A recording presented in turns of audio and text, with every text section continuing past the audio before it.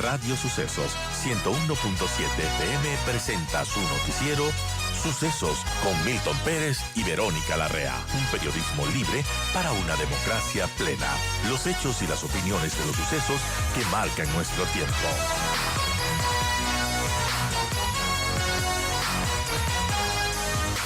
Un tema complejo y un panorama quizás sombrío que le espera al nuevo gobierno y al nuevo presidente Daniel Noboa, quien se posesionará la próxima semana. Estamos ya con Osvaldo Landazuri, analista económico, empresario, y vamos a hablar justamente de esto, de economía, de cuál es el panorama que, bueno, se puede esperar económicamente hablando y para los empresarios de nuestro país sobre lo que se viene en los próximos meses. Gracias, Osvaldo, por estar con nosotros. Bienvenido. Y bueno, a su criterio, ¿cómo pinta la cosa? ¿Cuál es su diagnóstico de lo que estamos viviendo y lo que podríamos esperar para los próximos años? Buenos días, Vero, gracias por la invitación.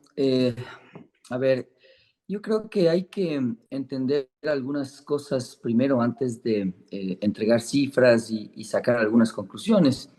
Quizás la primera es que el Ecuador tiene unos temas estructurales pendientes que deben ser conversados y deben ser de alguna manera resueltos. Los subsidios, las leyes laborales, la seguridad social. Entonces, lo primero para nuestros radioescuchas y televidentes es que entendamos que mientras esos problemas no se resuelvan, no va a haber una varita mágica como Lazo la planteaba en su discurso, en que la macroeconomía se arregló de buenas a primeras.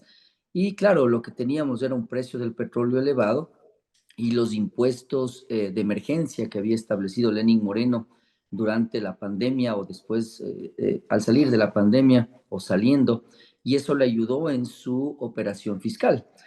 Pero lo que estamos viendo ahora ya quizás sea más la cruda realidad del país, es decir, un país que depende todavía de un precio del petróleo elevado, que tiene gastos estructurales muy altos, muy rígidos, que no se pueden mover.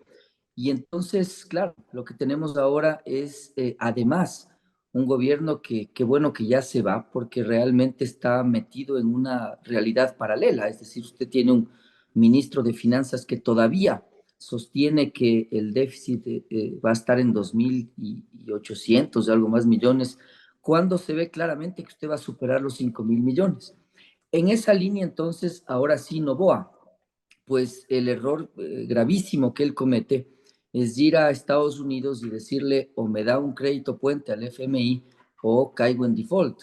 Eso no se hace, simplemente no tiene sentido para un inversionista extranjero o para un multilateral que usted le plantee que necesita deuda para no caer en default. Y lo segundo, hablar de la reelección es otro error, es decir, o me dan plata o no me reelijo. Entonces, realmente la situación por ahora, creo que usted la describió bien en el comienzo, es bastante incierta. Y mientras eso se mantenga, pues probablemente la inversión, el empleo van a permanecer de la misma manera hasta como lo han hecho ahora. Osvaldo Landazuri dice, eso no se hace. Quizás Daniel Noboa quiso ser sincero, pero pecó de sincero con los multilaterales. Sí, claro, y ahí pasa un poco la falta de experiencia, ¿no? Es decir, sí, uno tiene que ser asertivo, honesto en las relaciones de negocios. Yo he conversado y converso regularmente con inversionistas, con nuestros socios en Europa, en Nueva York, en China, y realmente la conversación siempre es muy transparente, pero hay que saber qué decir y cómo decirlo. Claro. Entonces, el ser honesto, el ser asertivo, no significa que usted va a decir lo que piensa sin ningún tipo de filtro y por otro lado, entendiendo cuál es la situación de empatía, es decir, me pongo en el lugar del otro. Imagínese usted de un fondo de inversión que venga un presidente de 35 años recién electo y le diga, necesito la plata para reelegirme y necesito la plata para pagar deudas. Entonces, lo siguiente que le preguntan, bueno, ¿cuál es su plan? Y la respuesta de Noboa es, sí tengo un plan, una reforma tributaria. Muy bien, cuéntenos cuál es la reforma tributaria y les responde bajar impuestos. Entonces, tampoco. Es decir, probablemente no convenía hacer aquello, lo que convenía es decir que está trabajando en una reforma tributaria, que está analizando la situación del país. Cuando yo conversé con Daniel hace algunas semanas antes de salir de viaje, yo tuve que estar en el extranjero algunas semanas. Me acuerdo que yo le dije a él directamente en un foro de empresarios, usted está minimizando la situación del país. Es decir, es una situación absolutamente compleja. Quizás eso todavía no acaba de realizarse, es decir, que el equipo económico, que es otro de los problemas, es decir, usted tampoco va sin nadie que haya alguna vez hablado con el fondo. Pero bueno, volviendo al equipo, realmente me parece, según entiendo, que las cifras que ellos tienen son cifras bastante inferiores a las que se van a encontrar en la realidad.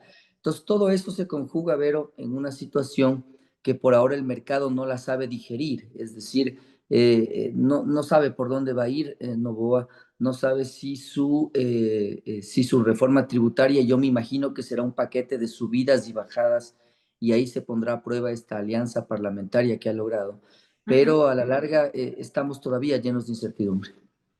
Es complejo el panorama y no se diga para los inversionistas nacionales y extranjeros, ¿no? Que están un poquito esperando en stand-by a ver cómo se pinta la situación, a ver qué decisiones toma, pero sin duda el hecho de que Danielova también esté solamente por 18 meses genera una complejidad adicional, además de todas las crisis múltiples que se viven en el país. Es un tema complicado porque es un gobierno de transición y en realidad el gobierno de transición es todavía un poco más extraño porque es un gobierno que va a estar en elecciones casi que inmediatamente. Es decir, un presidente que usted le va a encontrar en campaña ya a principios del próximo año. Entonces, ahí lo que usted tiene como análisis, perdón, desde afuera, es que probablemente las decisiones más complejas se posterguen. Y esas decisiones complejas realmente son las que están gatillando el problema central que tiene el Ecuador. Entonces, bueno, ahora quizás lo que más le interese al radio escucha es, bueno, ¿y qué hago? ¿Qué haría? Entonces, bueno, lo primero es que yo me lanzaría a renegociar todo lo que tenemos, es decir, Ujú. todos los vencimientos que tenemos, empezar a renegociar, pero no con el discurso de me relijo o caigo en default, sino con el discurso de entender un plan, es decir, no un plan público, pero un plan que pueda tratarse con los multilaterales, diciéndoles muy bien, esto es lo que va a pasar los siguientes meses, porque pongo un ingrediente más, Vero, y es el Yasuní. Cierro el paréntesis.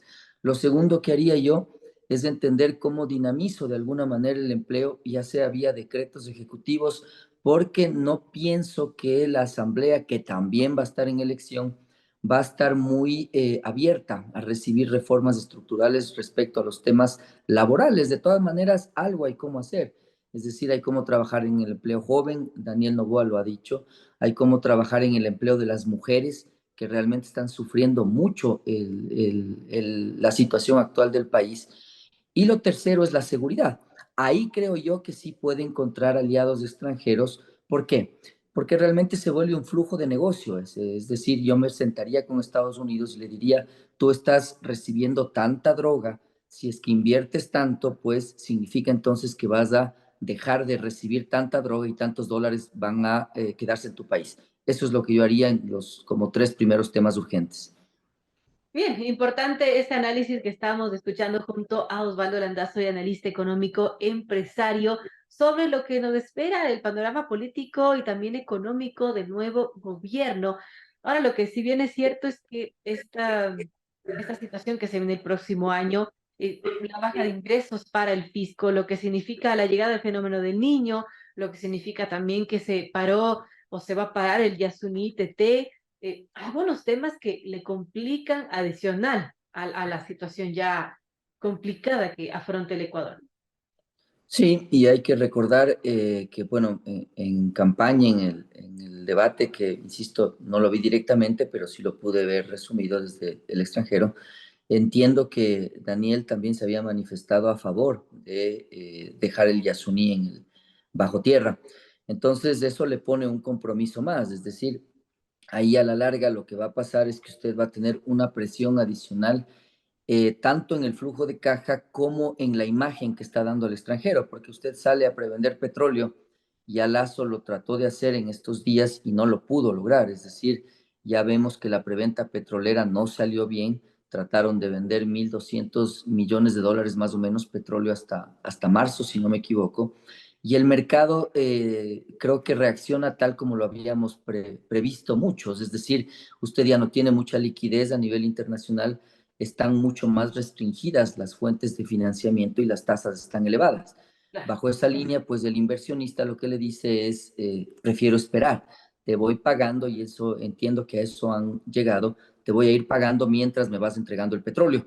Ahí lo que toca, Vero, y la otra parte del asunto es hablar del gasto. Nos guste o no, tenemos que hablar de ese gasto. Es decir, el hecho de que sea 80% doctores, médicos, perdón, doctores, profesores y seguridad, no significa que yo vea qué tan de calidad es el gasto que yo tengo.